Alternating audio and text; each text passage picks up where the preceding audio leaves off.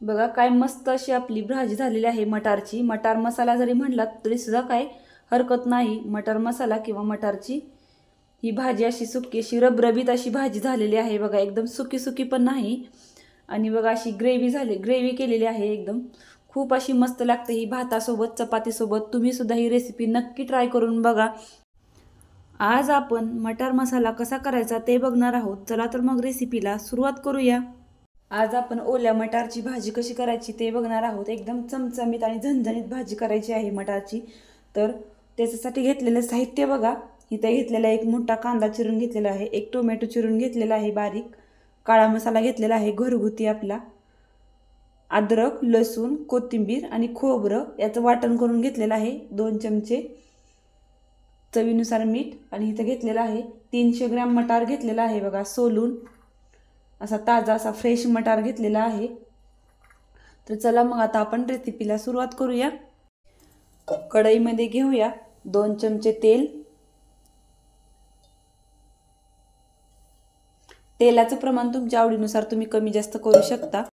तेल चांगलं गरम झालंय, आता आपण ह्याच्यामध्ये टाकून घेऊया कांदा।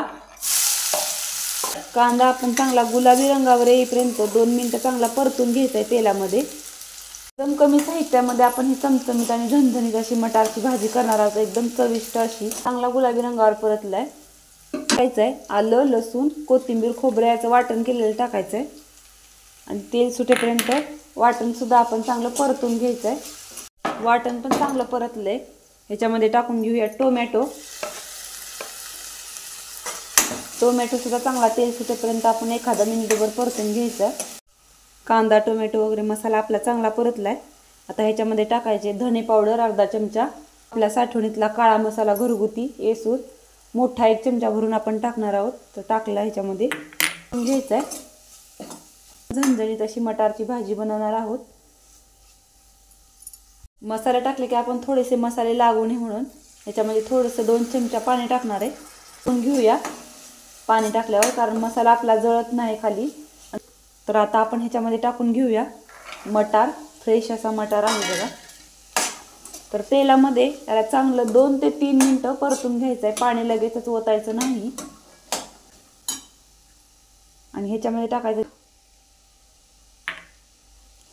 चांगलं मिक्स करून घेऊया आणि 2 ते 3 मिनिटं तेलामध्ये मटार आपला असा परतून घ्यायचा आहे। मसाले टाकले की आपण थोडेसे मसाले लागू नये म्हणून ह्याच्यामध्ये थोडंसं 2 चमचा पाणी टाकणार आहे आणि चांगलं हलवून घेऊया पाणी टाकल्यावर, कारण मसाला आपला जळत नाही खाली आणि चिटकून बसत नाही। मसाले आपले चांगले भाजलेत। तर आता आपण ह्याच्यामध्ये टाकून घेऊया मटार। फ्रेश असा मटार आहे बघा। तर तेलामध्ये याला चांगलं 2 ते 3 मिनिटं परतून घ्यायचं आहे, पाणी लगेचच ओतायचं नाही। आणि ह्याच्यामध्ये टाकायचं चवीनुसार मीठ।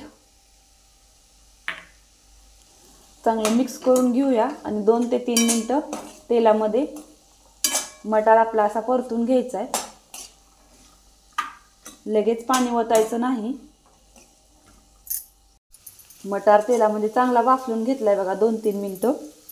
तर आता ह्याच्यामध्ये आपण टाकून घ्यायचं आहे गरम करून थोडंसं पाणी टाकून घ्यायचं आहे बघा।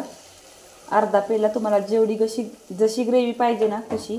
थोडीशी रबरबीत मी इथं करणार आहे, तरी शिजायला पण लागते आणि ग्रेव्ही पण थोडीशी होते, त्याच्यामुळे मी इथं टाकून घेतले अर्धा पेला पाणी। तर आपण ह्याला शिजवून घेऊया 1-2 ते 3 मिनिटं आणखीन। झाकण न ठेवता असं जरी शिजवलं ना तरी चालतं बघा। आता मिक्स करून घेऊया आपण। काय मस्त असं तेल आलेलं आहे बघा आपल्या भाजीवर। एकदम झणझणीत अशी चमचमीत भाजी झालेली आहे मटारची। आणि मटार पण शिजलाय का आपण एक चेक करूया, दाबून बघूया। बघा मटार सुद्धा आपला शिजलेला आहे, सहज आपल्या हाताने दाबला जातो। मटार आपला शिजलेला आहे आणि छान अशी मस्त चमचमीत अशी आपली भाजी तयार झालेली आहे। नक्की हा व्हिडिओ आवडला असेल तर लाईक करा, शेअर करा आणि आमच्या चॅनलला सबस्क्राईब करायला विसरू नका।